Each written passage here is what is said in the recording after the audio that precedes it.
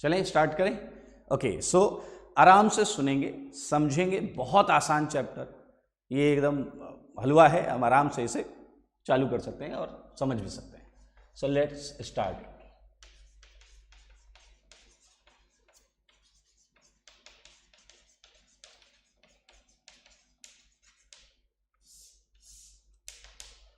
Reaction mechanism. अब reaction mechanism में ये हमारा टॉपिक का नेम है, चैप्टर का नेम है। तो अब हम ये सोचेंगे कि सर इसका नाम, इसका मतलब बताओ। हमारे दिमाग में एज ए स्टूडेंट ये क्वेश्चन आना चाहिए कि सर इसका मतलब क्या है और हम इस चैप्टर में क्या पढ़ने वाले हैं। ध्यान से सुने। रिएक्शन, हमें सबको पता है कि ऑर्गेनिक केमिस्ट्री में रिएक्शंस का बहुत बड़ा योगदान होता है। तो ऑर्गेनिक केमिस्ट्री में रिएक्शंस तो होती ही हैं।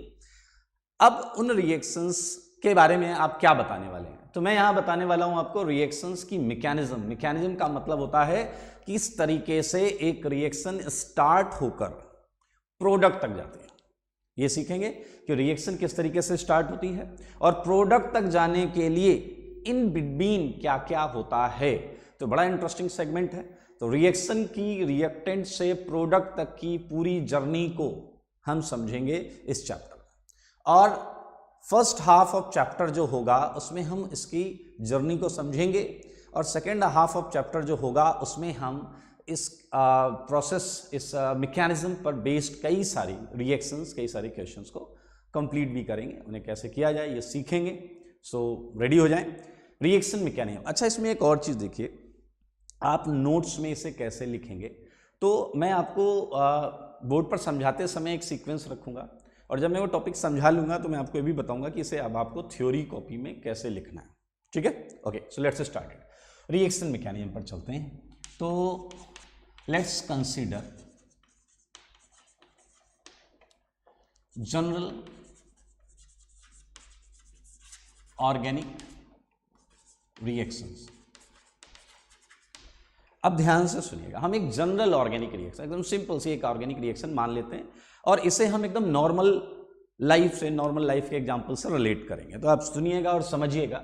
Like we are starting with a simple general organic reaction. अच्छा, मान लीजिए हमने ए से स्टार्ट किया। क्लियर? ए प्लस बी से हमने स्टार्ट किया। It's a initial position. तो हम इसे क्या बोलते हैं इनिशियल पोजीशन को? रिएक्टेंट्स। और बताइए फिर ये किस में कन्वर्ट होगा? ये कन्वर्ट होगा किसी भी चीज में। आप C प्लस डी लिख सकते हैं और इसे हम क्या बोलने वाले हैं? प्रोडक्ट। ठीक है?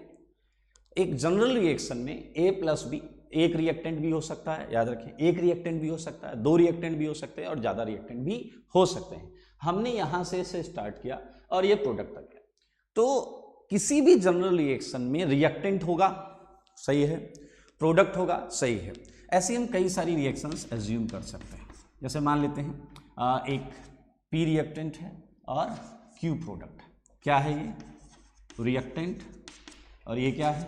प्रोडक्ट। बहुत आराम से सुनना, बहुत आसान है। और एक केस मैं और दे रहा हूँ आपको, थर्ड केस। मान लेते हैं हमारे पास R रिएक्टेंट है और S प्रोडक्ट है। ये रिएक्टेंट है और ये प्रोडक्ट है। सारे लोग ध्यान से देखें।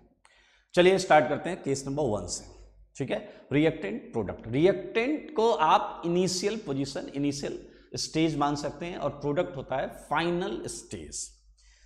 चलिए बात करते हैं, जब आप लोग 11th में कोटा में थे तो आपकी दिनचर्या क्या थी? आप सुबह उठते थे, मान लेते हैं, फिर आप नहाते भी थे, धोते भी थे और तैयार होकर आप न्यूक्लियस एजुकेशन आते थे। तो इसमें समझना, इनिशियल पोजीशन मैंने मान लिया आपका हॉस्टल रूम था। इनिशियल पोजीशन क्या था? आपका हॉस्टल रूम। आप वहां से चलते थे और किधर आते थे? न्यूक्लियस एजुकेशन आते थे। मैंने इनिशियल पोजीशन आपकी रिएक्टेंट है और फाइनल पोजीशन क्या है आपकी? प्रोडक्ट। ठीक है? अब आप तैयार होकर जब आप अपने हॉस्टल से निकले और न्यूक्लियस एजुकेशन आए तो हर बच्चे का प्रोसेस सेम नहीं रहता होगा। उसी तरीके से हर ऑर्गेनिक रिएक्शन का प्रोसेस सेम नहीं रहता। लाइक सुनो, आप निकले और आप अच्छे बच्चे हैं, आप सीधा किधर आ गए? Nucleus education. आप सीधा न्यूक्लियस एजुकेशन आ गए। लेकिन आपका जो दोस्त है, मित्र है, वो थोड़ा सा अलग टाइप का है। उसने क्या किया? वो निकला तो अपने घर से, लेकिन वो बीच में कहीं रुका।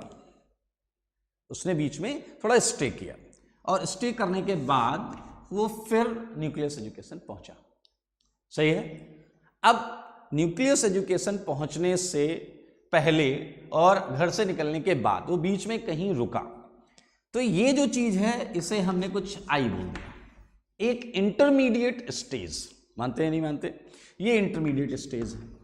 अब आप कहोगे अगर एक हमारा दोस्त है वो 2 जगह रुकता है और फिर न्यूक्लियस आता है। सही है। अब देखो इस पे दिमाग मत लगाना कि वो रुकता क्यों, हमें उसके पर्सनल स्पेस में नहीं जाना चाहिए, ठीक है। वो रुक रहा है। इसी तरीके से ऑर्गेनिक रिएक्शंस भी होती है।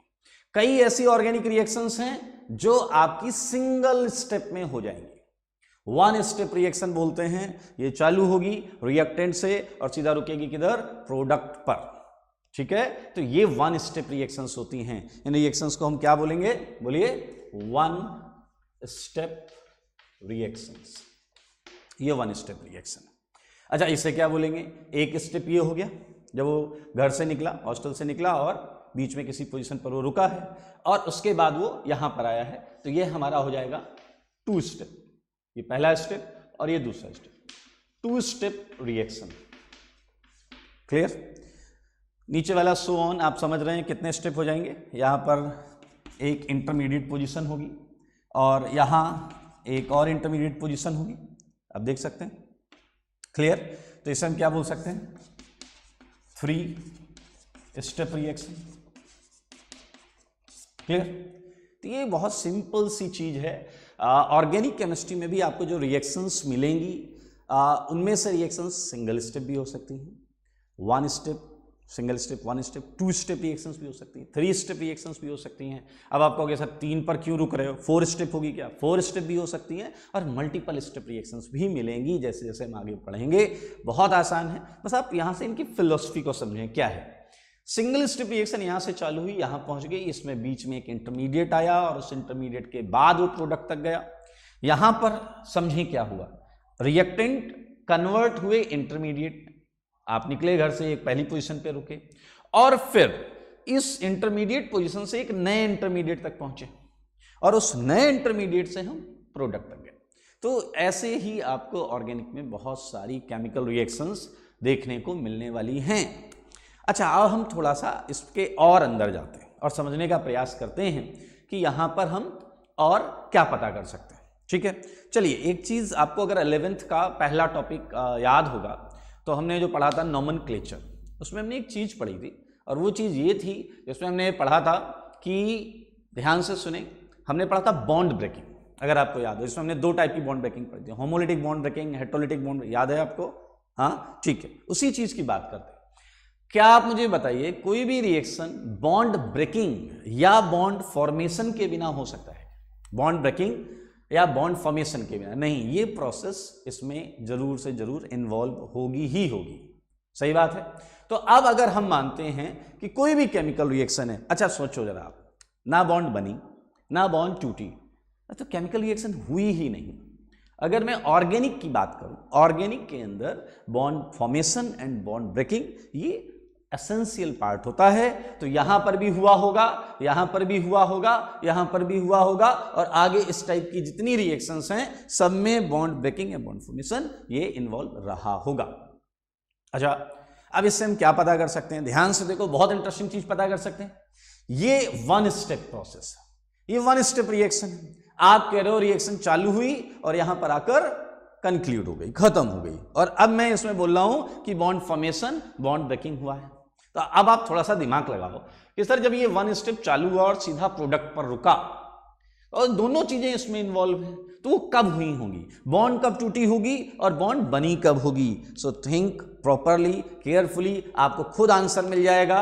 अगर एक ही स्टेप है तो उसी स्टेप में ही बॉन्ड बनी होगी और उसी स्टेप में ही बॉन्ड टूटी होगी। याद रखें, ये जो यहां से यहां तक गया है रिएक्टेंट से प्रोडक्ट, डायरेक्ट 1 स्टेप में इसमें बॉन्ड फॉर्मेशन और बॉन्ड ब्रेकिंग दोनों साइमल्टेनियस इन्वॉल्व है। देखिए ये आपने यहां से पता किया है कि 1 स्टेप रिएक्शन में bond formation and bond breaking, ये क्या होगा बताइए? साइमल्टेनियस होगा। एक ही टाइम पर होगा। सही है या नहीं? तो इस चीज को समझें। अब थोड़ा सा आप इसी प्रोसेस पे और दिमाग लगाएं, आपको लॉजिक और पता चलेगा, एक और चीज पता चलेगी जो बहुत इंटरेस्टिंग है।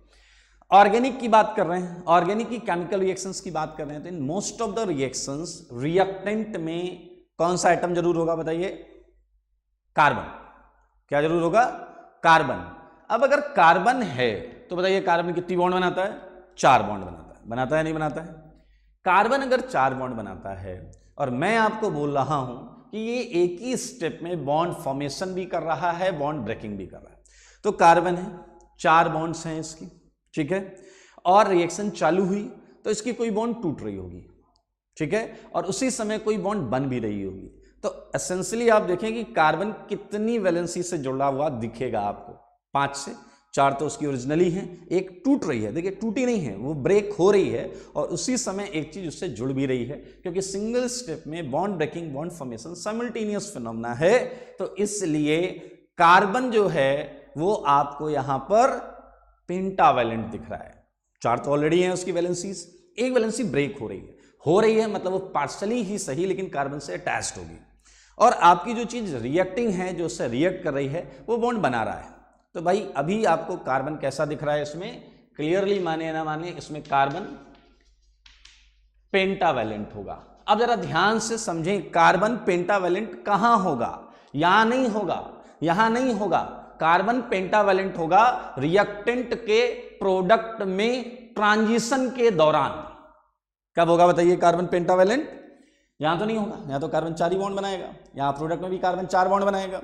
रिएक्टेंट से प्रोडक्ट में जब ट्रांजिशन हो रहा है, उस ट्रांजिशन के दौरान कार्बन कैसा होगा बताइए जरा? पेंटावैलेंट। तो अगर आपसे कोई पूछे कि 1 स्टेप रिएक्शन में पेंटावैलेंट कार्बन कहां होता है, तो आप बोलेंगे ट्रांजिशन स्टेट में होता है। किस में होता है? ट्रांजिशन। रिएक्टेंट स्टेज में नहीं होता, प्रोडक्ट स्टेज में नहीं होता, ट्रांजिशन स्टेट में होता है। तो हम यहां बोलेंगे कि ये है आपका ट्रांजिशन स्टेट। ओके, सो वापस चलते हैं और फिर से हमने अभी जो पढ़ा उसे एक बार देखते हैं। हमने कुछ जनरल ऑर्गेनिक रिएक्शंस कंसीडर की हैं और इसमें ये टाइप्स हैं 1 2 3। एक टाइप जिसमें हम डायरेक्ट अपने घर से निकल के न्यूक्लियस पहुंच गए, मतलब रिएक्टेंट जो है वो बिना रुके किसी इंटरमीडिएट स्टेज पर प्रोडक्ट पे आ रहा है, इसे हमने 1 स्टेप रिएक्शन बोला। 1 स्टेप रिएक्शन तो हमें पता है 1 स्टेप रिएक्शन हमने यहां मेंशन किया। अब कोई भी रिएक्शन है तो बॉन्ड फॉर्मेशन बॉन्ड ब्रेकिंग है। अब 1 स्टेप है तो ये साइमल्टेनियस होगा, bond formation and bond breaking simultaneously ही होगा। चलें, और हमने एक चीज पता की, अगर bond breaking and bond formation simultaneous है तो कार्बन जो टेट्रावैलेंट था रिएक्टेंट में और प्रोडक्ट में, उसे इन बिटवीन जो ट्रांजिशन स्टेट होगा उसमें पेंटावैलेंट होना पड़ेगा। तो ये कार्बन पेंटावैलेंट ट्रांजिशन स्टेट है। तो ये आप समझ लें और इंटरेस्टिंगली अपने दिमाग में भी रख लें, ऐसी किसी भी रिएक्शन में, पूरी ऑर्गेनिक की बात कर रहा हूं, पूरी ऑर्गेनिक में ऐसी किसी भी रिएक्शन में आपको इंटरमीडिएट नहीं मिलता। यहां केवल ट्रांजिशन स्टेट है, क्योंकि इंटरमीडिएट मिलते ही आपकी 1 स्टेप रिएक्शन 2 या फिर और मल्टी स्टेप रिएक्शन में कन्वर्ट हो जाएगी। तो ये आपको कैसे लिखना है, देखिए रिएक्शन मैकेनिज्म की आप ये तो चैप्टर हो गया, ये स्टार्ट करेंगे। फर्स्ट पॉइंट ये लिखेंगे और यहां पर आप रखिएगा 6 to 8 लाइन गैप, और इस गैप में आपको ये सारे पॉइंट्स लिखने, और इसके अलावा आप इसे और एक्सप्लेन कर सकते हैं अपने शब्दों में, अपने वर्ड्स में इसे पूरा एक्सप्लेन यहां पर कर सकते हैं। सिमिलरली अब हम आगे बढ़ेंगे। अब देखिए इसके बाद हमने यहाँ क्या सीखा, यहाँ क्या होगा एक बताइए? ट्रांजिशन स्टेट होगा। 1 स्टेप रिएक्शन में एक रिएक्टेंट से दूसरी चीज के कन्वर्जन के बीच में, ट्रांजिशन के बीच में एक ट्रांजिशन स्टेट आएगा। अब हम सेकेंड रिएक्शन पर चलते हैं। ये रिएक्टेंट है, ये आपका इंटरमीडिएट है और ये आपका प्रोडक्ट है। तो यहां पर पहला ट्रांजिशन क्या हुआ है, देखें सारे लोग देखें और बताएं पहला ट्रांजिशन क्या हुआ है। P से पहला ट्रांजिशन हुआ है कि आपको एक इंटरमीडिएट मिला है, ये फर्स्ट ट्रांजिशन से मिला है। सेकेंड ट्रांजिशन क्या हुआ है बताइए? इंटरमीडिएट जो है वो आपका प्रोडक्ट में कन्वर्ट हुआ है। तो लॉजिकली ये रिएक्शन में क्या हो रहा है, ये देखिए एक ट्रांजिशन स्टेट यहां है, इसे मैं बोल देता हूं TS1। और ये एक ट्रांजिशन स्टेट यहां है, इसे मैं बोल देता हूं TS2। तो मेरे भाई ये एक ऐसी रिएक्शन है जिसमें ध्यान से देखें इंटरमीडिएट है, ये देखें ये इंटरमीडिएट यहां पर है। अच्छा अब आप थोड़ा सा सोचो, अब आप कहोगे यहां इंटरमीडिएट नहीं है, यहां इंटरमीडिएट है। हाँ, क्योंकि ये 1 स्टेप है, ये मल्टी स्टेप 2 स्टेप रिएक्शन है, 3 स्टेप है, 4 स्टेप, सब में इंटरमीडिएट आएगा। याद रखो ट्रांजिशन स्टेट ये तो बहुत एसेंशियल चीज है। अगर ट्रांजिशन आप ऐसे आपके किसी के दिमाग में आ रहा है कि सर ट्रांजिशन स्टेट होना जरूरी है क्या? अरे यार एक बात बताओ, केमिकल रिएक्शन क्यों करा रहे हैं? केमिकल रिएक्शन करा रहे हैं कि कुछ रॉ मटेरियल से हम कुछ प्रोडक्ट बनाएं, रिएक्टेंट को प्रोडक्ट में कन्वर्ट करें, रिएक्टेंट का प्रोडक्ट में ट्रांजिशन करें। अगर आप ट्रांजिशन करना चाहते हैं, मतलब अगर आप एक केमिकल रिएक्शन करना चाहते हैं, तो ट्रांजिशन स्टेट तो एसेंशियल हो गया। तो कोई भी एरो जो रिएक्शन में आपको दिखता है उसमें अगर इधर से इधर कुछ नया बना है तो बीच में एक ट्रांजिशन स्टेट होगी ही होगी। जैसा यहां आपने देखा है ट्रांजिशन स्टेट, यहां देखा आपने ट्रांजिशन स्टेट, तो यहां पर ये जो रिएक्शन है इसमें इंटरमीडिएट है। आप अगर ये ना बोले यहां ट्रांजिशन स्टेट है, यहां ट्रांजिशन स्टेट है, यहां ट्रांजिशन स्टेट है, क्योंकि हर रिएक्शन में ट्रांजिशन स्टेट। आप ये बोलें कि 1 स्टेप में इंटरमीडिएट नहीं होता, और यहां पर अगर हम बात करें बाकी मल्टी स्टेप रिएक्शंस में इंटरमीडिएट इन्वॉल्व होता है। तो ये मेजर डिफरेंस है। तो यहां आपको इंटरमीडिएट देखने को मिला है। सिमिलरली अगर मैं थर्ड उसमें चलूं, ओके सो बताओ यहां कितने ट्रांजिशन स्टेट्स इन्वॉल्व होंगे? सारे लोग रिएक्शन 3 देखें, यहां आपका एक ट्रांजिशन स्टेट है, यहां 2 ट्रांजिशन स्टेट है, और रिएक्शन 3 में total number of transition state. So मैं वेट कर रहा हूं, आपको बताना है रिएक्शन 3 में total number of transition state.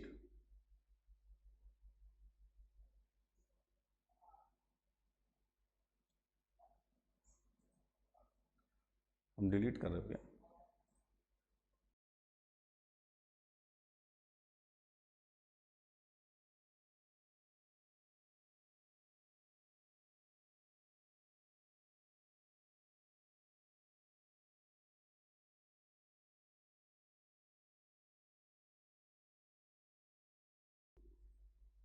Okay so for reaction 3 मुझे आंसर्स मिल रहे हैं।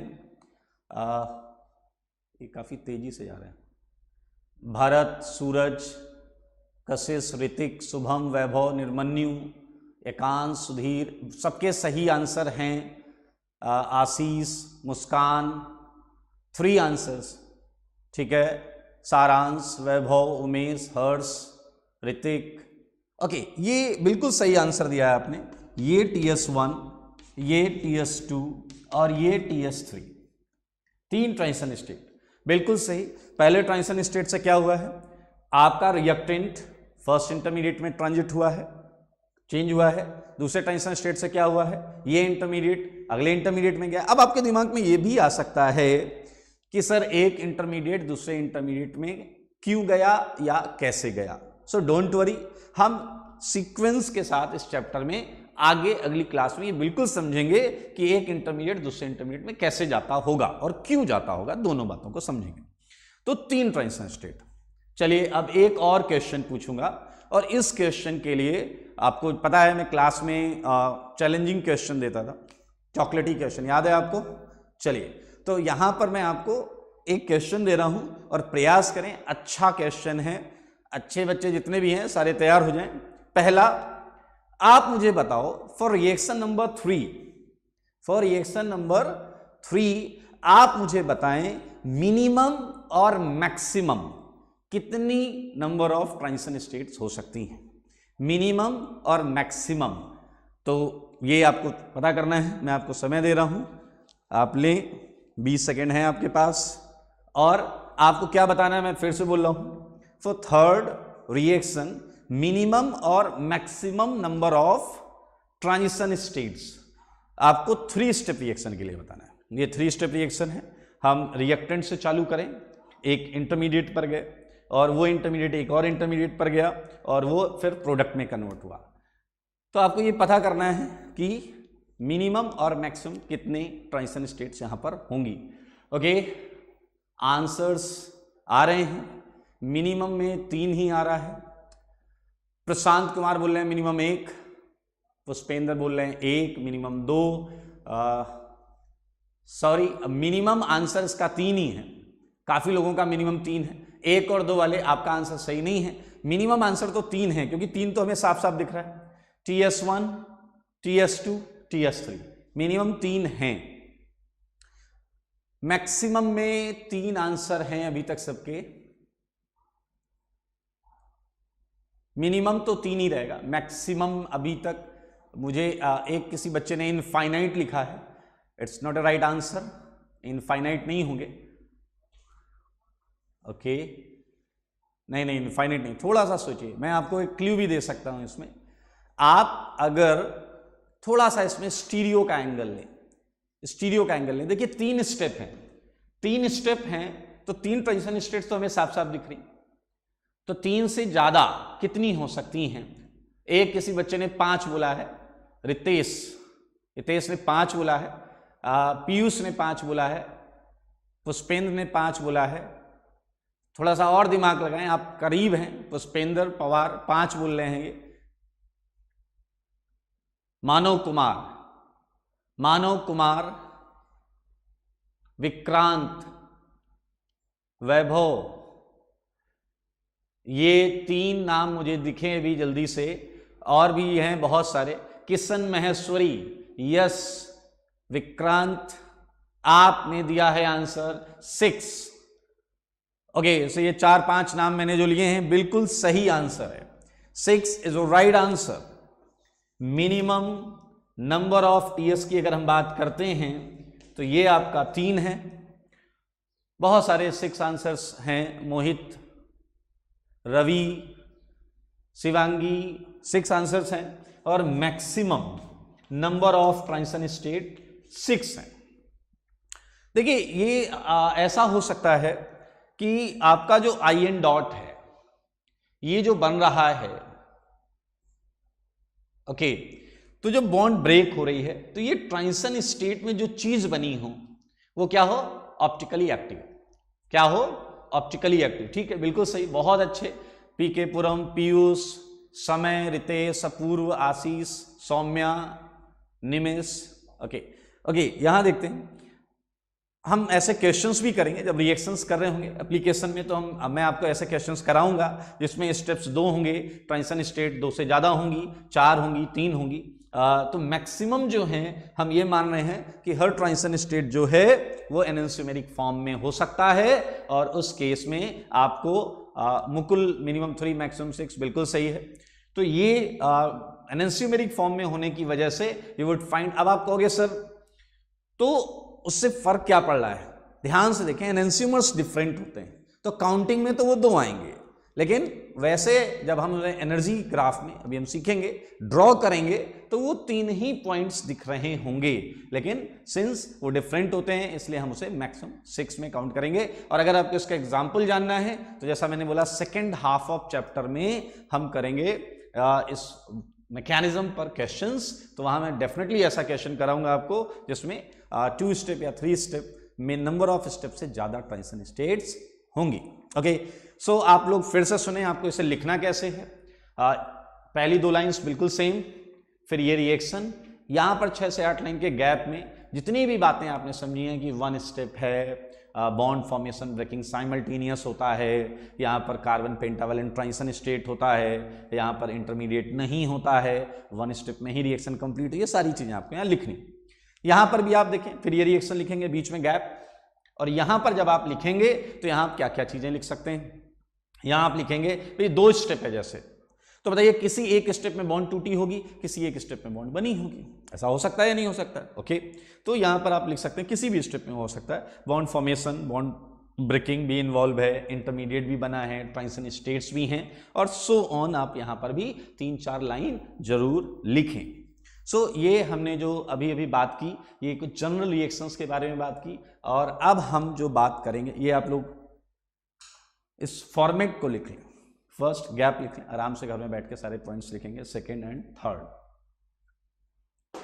ओके, अब मैं क्या करूंगा, मैं इन्हीं रिएक्शंस के लिए एनर्जी कर्व बनाऊंगा, इन्हीं रिएक्शंस के लिए एनर्जी कर्व।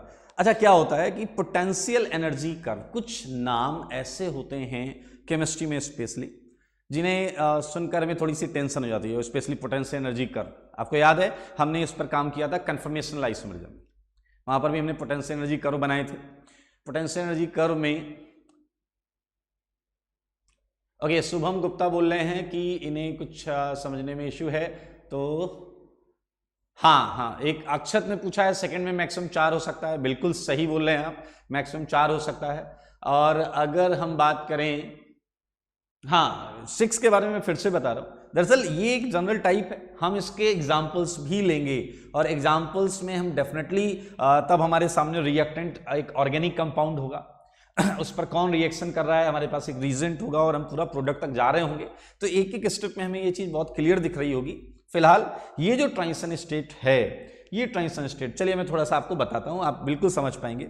आर मान लीजिए यहां तक आया है, रिएक्टेंट जो है वो यहां तक आया है, और इस दौरान मान लेते हैं रिएक्टेंट पर किसी चीज ने, सॉल्वेंट ने या कैटलिस्ट ने, किसी चीज ने इसे यहां से यहां लाने में इसकी मदद की, ठीक है, किसी ने इसे यहां से यहां लाने में मदद की है। तो जो रिएक्टेंट यहां से यहां आ रहा है, उस दौरान जो भी रीजेंट या कैटलिस्ट रीजेंट या कैटलिस्ट उसे यहां से यहां लाएगा, वो इस आर से टॉप और बॉटम दोनों तरीके से इंटरेक्ट कर सकता है, ठीक है। अब अगर वो टॉप और बॉटम दोनों तरीके से इंटरेक्ट कर सकता है, आपको पता है प्लेनर चीजें जो होती हैं, पूरी ऑर्गेनिक के लिए बोल रहा हूं, फिर से ध्यान दो, पूरी ऑर्गेनिक के लिए बोल रहा हूं, प्लेनर चीजें जो होती हैं, अब बताओ क्या क्या प्लेनर मिलेगा हमें मिलेगा कार्बोकेटाइन, कार्बोटाइन जानते हैं ना, कार्बोटाइन प्लेनर मिलेगा, एल्कीन प्लेनर मिलेगी, और फ्री रेडिकल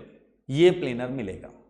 तो जहां पर भी sp2 कार्बन आ रहा है, देखिए मैंने तीनों केसेस जो लिए हैं sp2 कार्बन के लिए, तो आप ये मान लें जहां भी sp2 सेगमेंट आएगा वो प्लेनर होगा। अब प्लेनर चीजों पे कोई भी अटैक जब होता है पूरी ऑर्गेनिक में, तो वो दोनों साइड से पॉसिबल होता है। अगर आपका मॉलिक्यूल ऐसा है तो हम टॉप और बॉटम की बात करेंगे, अगर आपका मॉलिक्यूल प्लेनर ऐसा है तो हम लेफ्ट और राइट की बात करेंगे।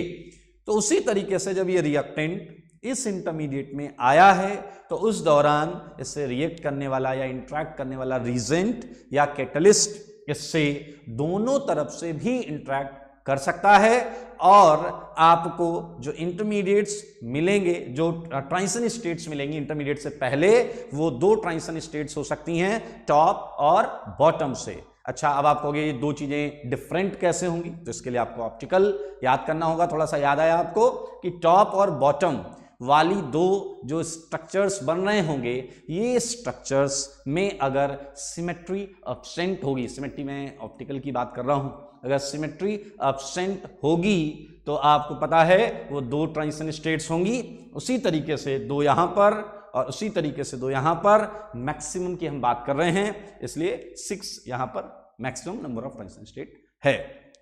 ओके, सो आपको क्या करना है मैंने पहले बताया, इस रिएक्शन के बाद यहां पर इसे लिखना है पॉइंट्स, इसे लिखने हैं पॉइंट्स, ये पॉइंट्स यहां लिखने हैं, और अभी हम इसके आगे बढ़ेंगे और इसके बारे में बात करेंगे कि हम इसका पोटेंशियल एनर्जी कर्व कैसे बनाएं। याद रखें पोटेंशियल एनर्जी कर्व जो है, कई बार थोड़ा सा हमें ये टर्म डराता है, बट बिलीव मी बहुत आसान, बहुत इजी है पोटेंशियल एनर्जी कर्व। ये मैं आपको इन तीनों रिएक्शंस के लिए बताऊंगा, इसके लिए भी, इसके लिए भी, इसके लिए भी, आराम से सुने, 1 मिनट में सीख जाएंगे आप, बहुत इजी है। तो मैं आपको पहली जो रिएक्शन है इसके लिए पोटेंशियल एनर्जी कर्व, और जो बाकी हैं सबके लिए हम बनाएंगे, तैयार हो जाइए, बहुत आसान है। देखिए आगे आप जो पढ़ रहे हैं, अगर ये पहले 2 लेक्चर में जो भी चीजें आ रही हैं, ये अगर आपने ध्यान से समझ लिया तो पूरा चैप्टर आपका हो जाएगा। आप आराम से, मैं आपको रिएक्शंस दूंगा और आप उसे पूरा कंप्लीट करके प्रोडक्ट बनाकर दे देंगे। आइए यहां बात करते हैं। ओके, सो देखिएगा, जब भी हम पोटेंशियल एनर्जी कर्व बनाते हैं तो आपको पता है हम एक्स और वाई एक्सिस बना लेते हैं। ये आपका यहां पर हमने बना लिया, ये यहां पर है, और ये हमने यहां पर ये एक्सिस बना लिए हैं, एक्स वाई एक्सिस, ठीक है।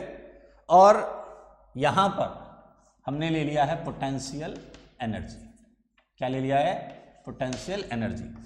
वाई एक्सिस जो है वो क्या है? Potential energy. यहां पर भी देखें क्या है ये? Potential energy y axis.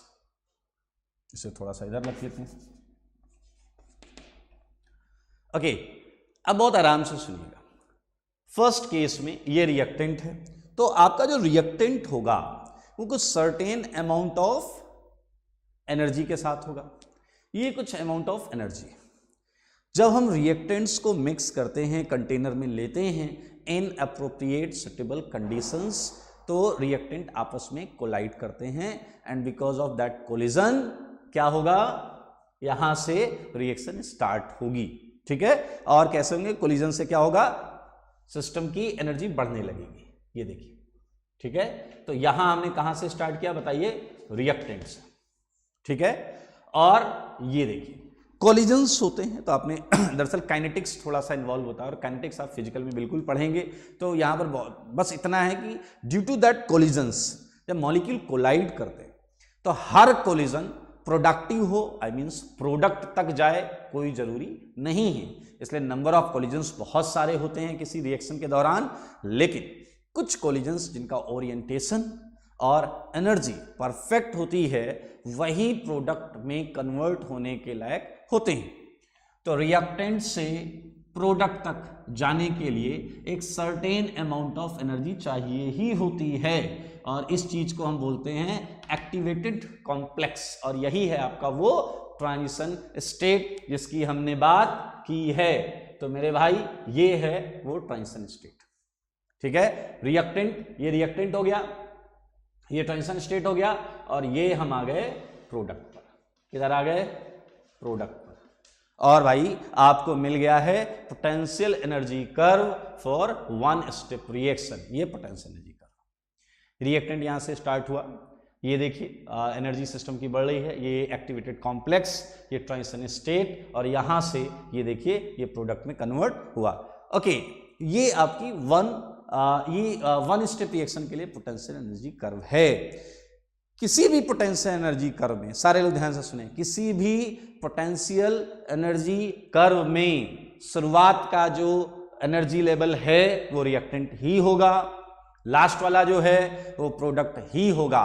और ध्यान से सुने, यहां से यहां तक, यहां से यहां तक जितने भी मैक्सिमा होंगे जितने भी मैक्सिमा होंगे वो सारे के सारे ट्रांजिशन स्टेट, सारे के सारे ट्रांजिशन स्टेट, जितने भी मैक्सिमा होंगे, मैक्सिमा जो है वो ट्रांजिशन स्टेट होंगे। क्लियर? तो इस ग्राफ को देखकर आप बता सकते हैं इसमें ट्रांजिशन स्टेट कितने? Count maxima. क्या करेंगे आप? Count maxima. लेकिन फिर यहां पर वही वाली चीज वैलिड है, मिनिमम नंबर ऑफ टीएस, तो आप बिल्कुल सही बता सकते हैं। किसी ने पूछा है एक्स एक्सिस पर क्या है? अंश चौधरी, एक्स एक्सिस पर प्रोग्रेस ऑफ रिएक्शन, टाइम लगा सकते हैं आप, टाइम है, progress of reaction, reaction progress कर रही है, उसके कोऑर्डिनेट्स हम यहां पर ले सकते हैं, ये प्रोग्रेस ऑफ रिएक्शन है यहां पर। ओके, तो ये मैक्सिमा, हमने बोला मैक्सिमा क्या होगा? हमेशा ट्रांजिशन स्टेट होगा। बात करते हैं हम सेकेंड रिएक्शन की। तो सेकेंड रिएक्शन में आप मुझे बताएंगे कितने मैक्सिमा आएंगे? बताएगा क्या कोई? कितने मैक्सिमा आएंगे यहां पर सेकेंड में? ग्राफ में कितने मैक्सिमा आएंगे?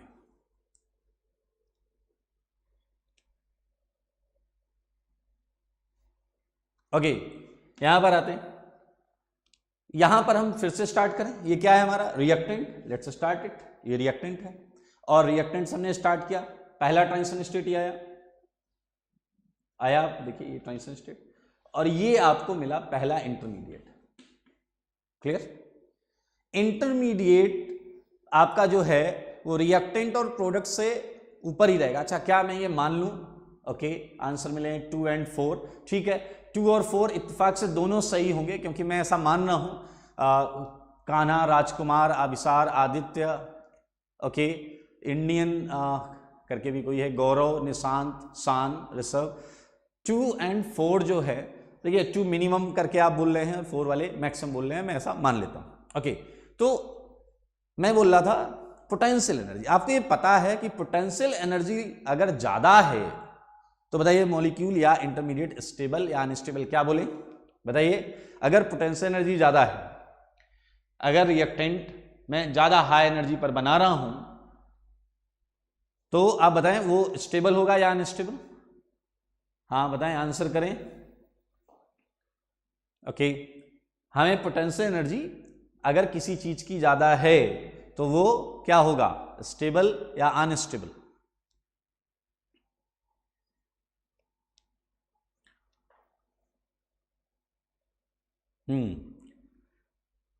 Sadanand, Astha, Monika, Kana, Vaibhav, Aditya, very good very good very good very good, सबका आंसर सही है। Pushpendra, Sushant, Kavya, very good. Sonu, old is gold, okay सही है सही है। अनस्टेबल, सबका एक आंसर बीच में स्टेबल भी है वो गलत है। इंडियन गेमिंग, ओके कौन है ये नहीं पता, लेकिन आंसर मोस्टली शिवम गलत है भाई, स्टेबल नहीं होगा। पोटेंशियल एनर्जी अगर ज्यादा है तो वो चीज अनस्टेबल ही होगी। वेरी गुड, मैक्सिमम आंसर जो हैं वो सही हैं। तो ये पोटेंशियल एनर्जी, देखिए इंटरमीडिएट जो होता है, इंटरमीडिएट आपका आगे चलकर पढ़ेंगे ये क्या होंगे, कार्बोकेटायन होंगे, फ्री रेडिकल्स होंगे, कार्बीन, ऐसी सारी चीजें आप पढ़ेंगे, ये इंटरमीडिएट्स में आएंगी। और ये इंटरमीडिएट्स अनस्टेबल होते हैं, बहुत अच्छे अनस्टेबल होते हैं, और इसीलिए ये क्या करते हैं, आगे जाते हैं प्रोडक्ट में या किसी और, जैसे ये देखिए ये अनस्टेबल। अब आप कहोगे कि ये अनस्टेबल जो है, किसी ने लेस स्टेबल भी लिखा है, गुड। ये देखिए अनस्टेबल से अब आप ये भी कहोगे सर एक अनस्टेबल दूसरे अनस्टेबल में जा रहा है, इनमें रिलेटिव डिफरेंस होगा। ये भी अनस्टेबल है, ये भी अनस्टेबल है, लेकिन अगर ये यहां से यहां गया तो रिलेटिवली इसकी स्टेबिलिटी इस वाले से थोड़ी ज्यादा होगी। आइए फिलहाल हम इसका ग्राफ बना रहे थे। और इंटरमीडिएट क्या होता है, जैसा आप सबने बोला अनस्टेबल, तो ये यहां पर रहेगा, रिएक्टेंट लेवल से ऊपर रहेगा। और उसके बाद एक नया ट्रांजिशन स्टेट, ये देखिए ये, अब ये जो नया ट्रांजिशन स्टेट, ये नया ट्रांजिशन स्टेट पहले वाले ट्रांजिशन स्टेट से कम या ज्यादा कुछ भी हो सकता है। ये जो नया वाला ट्रांजिशन स्टेट है ये पहले वाले से ज्यादा स्टेबल भी हो सकता है और कम स्टेबल भी हो सकता है। अच्छा बताओ, अगर ये ज्यादा स्टेबल है तो फिर मुझे TS2 को नीचे बनाना चाहिए, इससे नीचे, और अगर ये कम स्टेबल है तो TS2 ऊपर जाएगा। यहां पर मैं कुछ ऐसे बनाता, फिलहाल मैं मान रहा हूं कि TS2 TS1 से ज्यादा स्टेबल है। और ये देखिए ये आपको प्रोडक्ट मिल गया, ये है प्रोडक्ट, ये है दोस्त रिएक्टेंट। और जैसा कि मैंने स्टेप 1 रिएक्शन में आपको बताया हुआ है वही यहां पर देखें और बताएं। चलिए पहला क्या होता है, पहला रिएक्टेंट, ओके, ये क्या होता है, लास्ट वाला क्या होता है, हाँ पीछे वालों, हाँ मोहित जैन, बिल्कुल इन्हें क्लास की याद आ रही है, बिल्कुल 2 3 4, ओके। देखिए पहला होता है रिएक्टेंट, पोटेंशियल एनर्जी कर्व में पहला रिएक्टेंट, आखिरी वाला प्रोडक्ट, जैसा यहां पर मैंने बताया था। मैक्सिमा क्या होते हैं आपके, हाँ ट्रांजिशन स्टेट, तो भैया 2 मैक्सिमा है तो 2 ट्रांजिशन स्टेट हो गए, तो ये आ गया आपका TS1, ये आ गया TS2, TS1 TS2। और मिनिमा याद रखें, पहले और आखिरी रिएक्टेंट और प्रोडक्ट के बीच में जितने भी मिनिमा होंगे ये सारे के सारे मिनिमा आप इंटरमीडिएट काउंट करेंगे। क्या काउंट करेंगे, इंटरमीडिएट, ये इंटरमीडिएट, ओके।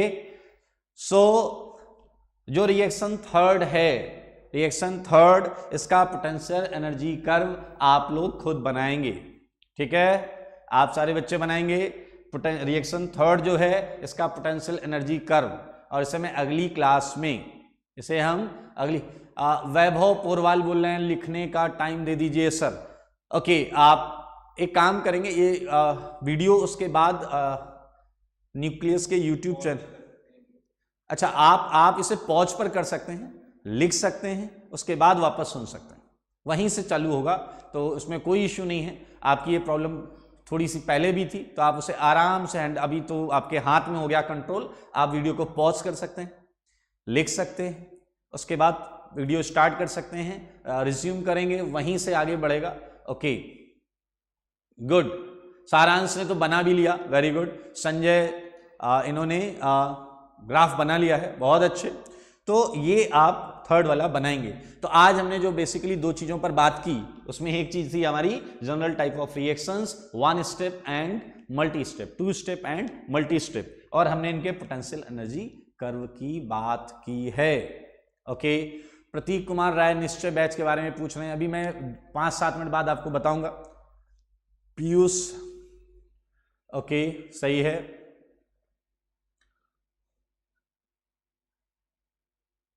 ओके, राजकुमार अग्रवाल जी ने भी कर लिया है क्वेश्चन, बहुत अच्छे, good good good. Okay, Indian gaming करके भी कोई बच्चे हैं, उन्होंने भी कर लिया है। हितेंद्र सिंह इंडियन, ओके, सुधीर सिंह बना लिया इन्होंने, ईश्वर, शौर्य, कुशल, इन्होंने बना लिया है। तो ये आपके ग्राफ में पोटेंशियल एनर्जी कर्व। याद रखें इस चैप्टर में हम जब प्रैक्टिस कर रहे होंगे सेकेंड हाफ ऑफ चैप्टर में, तो हम जितनी भी रिएक्शंस कर रहे होंगे उसमें हम कम से कम 10-10, 15-15, 20-20 रिएक्शंस के पोटेंशियल एनर्जी कर्व बना रहे होंगे। और अगर आपने अभी चीज़ों को ध्यान से सुना और प्रैक्टिस की तो आप डेफिनेटली क्या कर पाएंगे, उस समय जितने क्वेश्चंस मिलेंगे आपको, आप उसमें बहुत अच्छा कर पाएंगे। गुड, सबने बना लिया, गुड गुड गुड।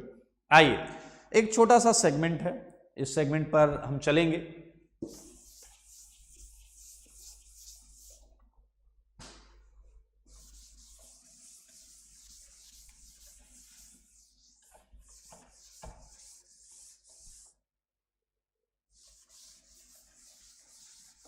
ओके, एक छोटी सी चीज है, ये मैं मान सकता हूं कि आपको आती होगी, लेकिन मैं आप पे भरोसा नहीं करूंगा, मैं इसलिए मैं आपको बताऊंगा। बहुत छोटी सी चीज है, आपको पता है basically type of reactions on behalf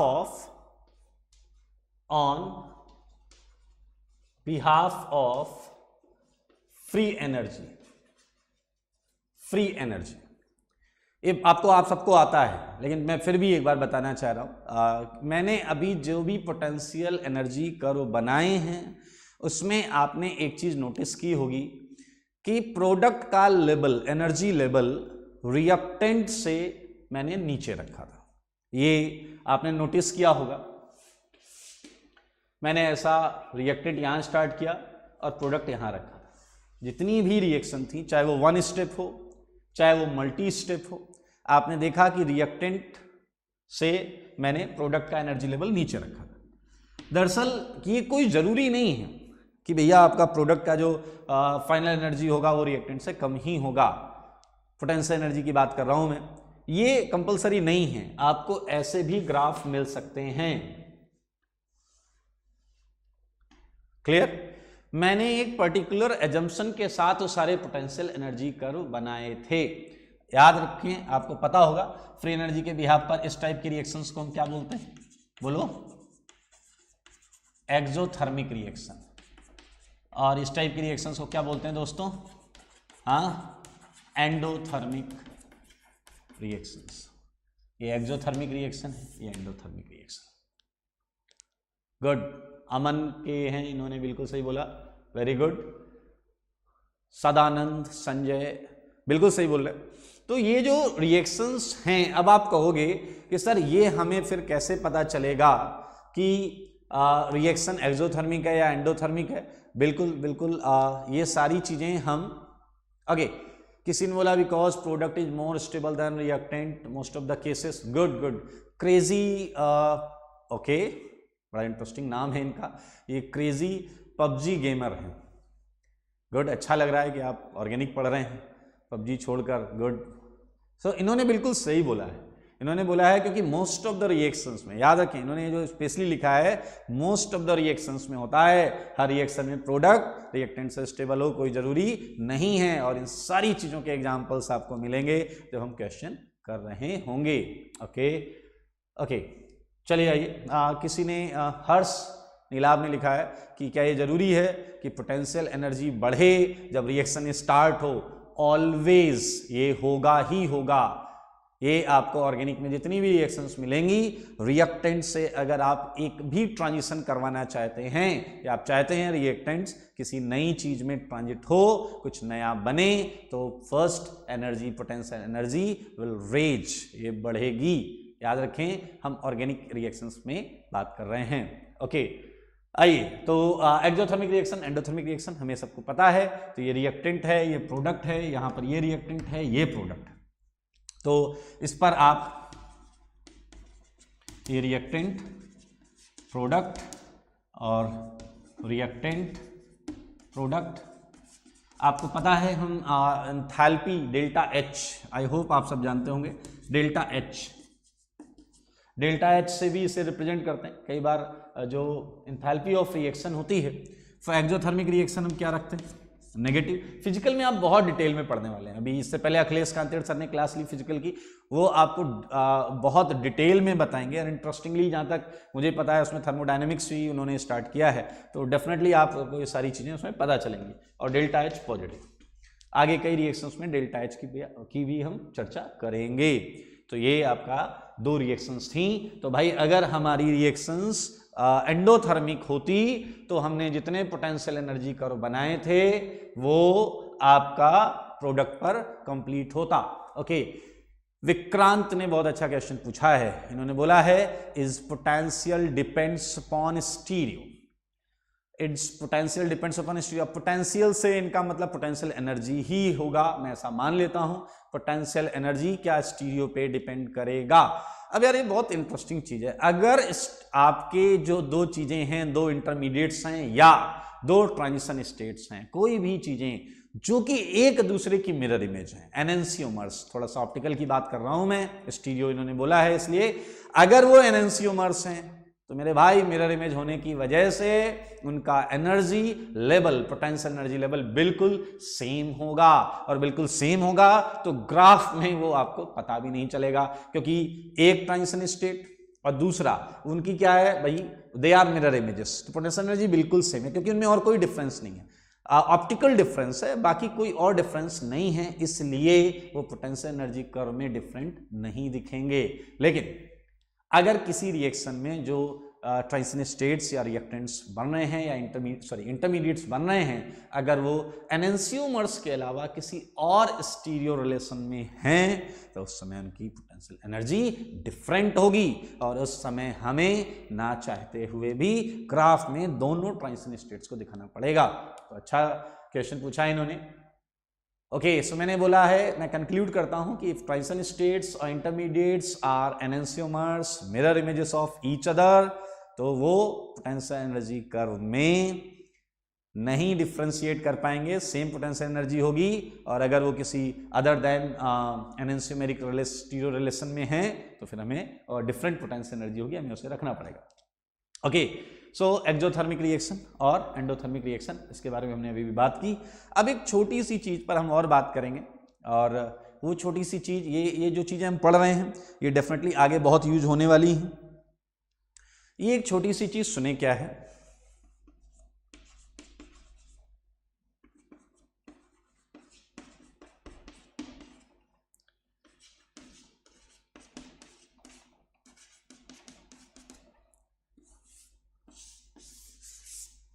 हैमंड्स postulate. Okay, अब आप में से कई लोग कहेंगे यार अचानक सर को क्या हो गया, इतना खतरनाक सा नाम बोल दिया इन्होंने, हैमंड्स पोस्टुलेट क्या है, खाने की चीज़ है, पढ़ने की चीज़ है? तो मैं आपको बताता हूँ, बड़ा इंटरेस्टिंग है हैमंड्स पोस्टुलेट। ये क्यों मैं अचानक यहाँ बीच में लेकर आ रहा हूँ, इसे समझें। हैमंड्स पोस्टुलेट, ये हैमंड्स दरअसल एक बंदा था और इसने अपनी राय रखी थी ट्रांजिशन स्टेट के बारे में। किसके बारे में रखी थी? ट्रांजिशन स्टेट के बारे में हैमंड्स ने अपनी राय रखी थी। किसी भी रिएक्शन के ट्रांजिशन स्टेट के बारे में हम कुछ अगर पता करना चाहते हैं तो हैमंड्स के साथ जा सकते हैं। क्या कर सकते हैं, ध्यान से सुने, हैमंड्स ने क्या बोला था। चलिए एक एग्जांपल लेते हैं। जैसे मैं आप में से ही दो लोगों को ले लेता हूँ, पंकज प्रियदर्शी, पंकज को ले लेता हूँ और उषा को ले लेता हूँ, ठीक है, या मैं पीयूष को ले लेता हूँ। पंकज ओके और पीयूष हैमंड्स, ठीक है। इट्स एन एक्चुअली, हैमंड्स नहीं है, हैमंड्स लास्ट में, ये थर्ड लास्ट एन है। ओके, पीयूष एंड पंकज, ये दो बच्चे हैं। अब मुझे एक बात बताइए कि इन दोनों का, दोनों पढ़ रहे हैं, अच्छा पढ़ रहे हैं मैं मान लेता हूँ, और दोनों पेपर दे रहे हैं, और जो पेपर है उनमें जो रिजल्ट आ रहा है वो उन दोनों का काफ़ी क्लोज रिजल्ट आ रहा है। ये मैं हेमंड्स पोस्टुलेट के लिए एग्जांपल ले रहा हूँ। पंकज और पीयूष, इन दोनों की मैं बात कर रहा हूँ। ये दोनों ने साल भर खूब पढ़ाई की और इन्होंने एग्जाम्स में लगभग एक जैसा परफॉर्म किया, लगभग एक जैसा। They are very close in performances. और एट लास्ट जब IIT का रिजल्ट आया, मुझे पता चला भी पंकज की रैंक आ गई 312 रैंक आ गई JEE एडवांस में फॉर एग्जाम्पल, और मुझे दूसरे बच्चे की, पीयूष की रैंक नहीं पता है। तो क्या मैं एक आइडिया लगा सकता हूं इस बिहाफ पर कि through out the year in दोनों ने लगभग एक जैसा परफॉर्म किया था? मेरे ख्याल से एक यूजुअल आंसर होना चाहिए, यस, एक यूजुअल आंसर होना चाहिए, हाँ सर बिल्कुल उसी के आसपास रैंक होगी, अनटिल अनलेस हम कोई बहुत बड़ा ड्रास्टिक या स्पेसिफिक केसेस पर ना जाएं तो। क्लियर? तो हेमंड्स ने भी यही बोला। हेमंड, ध्यान से सुनेंगे सारे लोग, एक लाइन में ही समझ में आ जाएगा। हेमंड्स ने ये बोला था कि ट्रांजिशन स्टेट, हमने अभी एग्जांपल से क्या समझा कि जो दो पोटेंशियली क्लोज चीजें हैं वो एक जैसी प्रॉपर्टीज रिफ्लेक्ट करेंगी।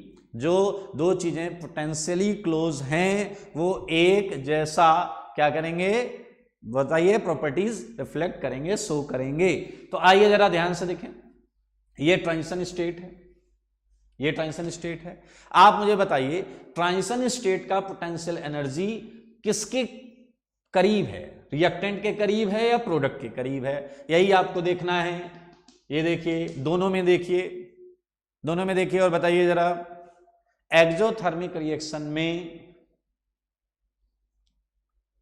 Okay very good, Jitendra Yadav, इन्होंने बिल्कुल सही बोला है sir, it means energy of TS will closer to that which have similar structure strength है। अब ये इन्होंने बहुत शॉर्ट में लिखा है, स्ट्रक्चर या स्ट्रेंथ में समझ नहीं पा रहा हूं। शुरुआत में इन्होंने लिखा है it means energy of TS जिसके भी क्लोज होगी।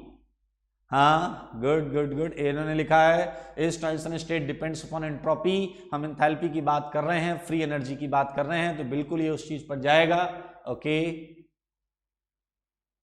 हाँ ओके, इन्होंने आंसर दिया है। स्नेहा सी ने आंसर बिल्कुल सही दिया है पहले वाले में। वेरी गुड, बहुत सारे लोग हैं। ओके, वर्षा जैन, अक्षुण्य, रंजन, ओके, प्रगुण, अपूर्व, बिल्कुल सही। पहले वाले में आप देखें ट्रांजिशन स्टेट रिएक्टेंट के क्लोज है, और सेकेंड वाले में प्रोडक्ट से क्लोज है। हाँ गुड, तो आपको हेमंड्स पोस्टुलेट आ गया। हाँ very good very good. Aditya Kumar, endothermic, exothermic, clear clear clear, okay okay very good. आइए, रिएक्टेंट इन एक्सो लिखा है, reactant in exo and product in endo, बिल्कुल सही है। अब इस चीज को समझें, यही है हेमंड्स पोस्टुलेट। हेमंड्स ने बोला कि ट्रांजिशन स्टेट जिस भी जिसके भी पोटेंशियली क्लोजर होगा उसी की प्रॉपर्टीज रिफ्लेक्ट करेगा। गौरव कुमार बिल्कुल सही, रिएक्टेंट एंड प्रोडक्ट। आइए यहां पर मैं कंक्लूड करता हूं कि TS would reflect similar properties, सही है, with reactant, सही है, in, बोलो किसमें, exothermic reaction, in exothermic reaction, because both are potentially क्या हो जाएंगे, क्लोजर, पोटेंशियली क्लोजर। ओके, समझ लें आप। एक्सोथर्मिक मैंने लिखा है TS would reflect, transition state would reflect similar properties with reactant, as like reactant कर लेते हैं, as like reactant, ठीक है। और यहां के लिए आप खुद लिखेंगे सेकेंड पॉइंट आपको खुद लिखना है, ठीक है। यहां पर आप क्या लिखेंगे, इसके लिए क्या लिखेंगे, बोलिए, टीयर्स वुड रिफ्लेक्ट, इसके लिए जब लिखेंगे, इसके लिए लिखना है TS would reflect similar properties as like product, clear, in endothermic reaction. तो रिएक्टेंट की जगह क्या आ जाएगा, प्रोडक्ट, और एक्सोथर्मिक की जगह क्या आ जाएगा, एंडोथर्मिक। तो यहां मत चेंज कर लेना, हाँ नया पॉइंट लिखेंगे हम, नया पॉइंट लिखेंगे, ठीक है। और नए पॉइंट में हम लिखेंगे transition state would reflect similar properties as like product in endothermic reaction because they are potentially closer. सही बात है। सो ये हेमंड्स पोस्टुलेट है। अब आप इसका यूज, इसका एप्लीकेशन पार्ट पर हम बात करेंगे अगली क्लास में, और अगली क्लास में बहुत इंटरेस्टिंग, बहुत मजा आने वाला है आपको। अब जैसे निश्चय बैच के कुछ बच्चे इसमें थे, निश्चय बैच के जो बच्चे हैं, आपका शेड्यूल आपको मैसेज हो जाएगा, आजकल में आ जाएगा आपके पास, आपकी क्लासेस का क्या है वो बिल्कुल स्टार्ट हो जाएगा। वैसे ऑर्गेनिक की क्लास में बहुत ज़्यादा फर्क नहीं है, क्योंकि अभी जो चैप्टर है, मैंने आपको, आप में से सब बच्चों को बोला था कि हम रिवीजन भी करेंगे प्रीवियस चैप्टर्स का। तो वो रिवीजन इसीलिए मुमकिन है क्योंकि ये जो कंटेंट आ रहा है, इस कंटेंट को आप ऑलमोस्ट बिना, अगर आपको वो चैप्टर्स बहुत अच्छे क्लियर नहीं हैं तो उसके बावजूद भी हम इसे कर सकते हैं। तो आप बिल्कुल टेंशन ना लें, हम रिवीजन भी उसके बारे में भी जल्दी इन्फॉर्म करेंगे, नेक्स्ट वीक में ही हम आपको बता देंगे। बाकी आप इतना करके रखें और फिर आपको जो कंटेंट, मटेरियल, सीट, DPPs वो सब आपको मिलेगी। आप बिल्कुल रिलैक्स रहें, और जब तक, देखिए आपको एक्स्ट्रा कुछ नहीं करना है, एक्स्ट्रा कोई बुक नहीं करनी है, एक्स्ट्रा कोई मटेरियल नहीं करना है, जो मैं बताऊं बस वही करना है, इसलिए एकदम रिलैक्स रहें। हाँ, ये क्या पूछ रहे हैं, सेठी जी पूछ रहे हैं, क्या every batch classes are in YouTube, right? बेटा ये कल से स्टार्ट हुआ है, तो डेफिनेटली सारी बैच, जितने भी बैच हैं, नीलगिरी, शिवालिक, कैलाश, हाँ ओके, ये सारे इसी में ही हैं, N*1, हाँ ओके ओके ओके। सो ये करके रखें और रिवाइज करके रखें। थ्योरेटिकल पोर्शन ज़्यादा है, अगली क्लास में बहुत मज़ा आने वाला है। तो आज के लिए इतना ही। मैंने जैसा बोला था, रिलैक्स रहें, घर के अंदर रहें और अपने आप को सुरक्षित रखें। थैंक यू, धन्यवाद। अगली क्लास में मिलते हैं।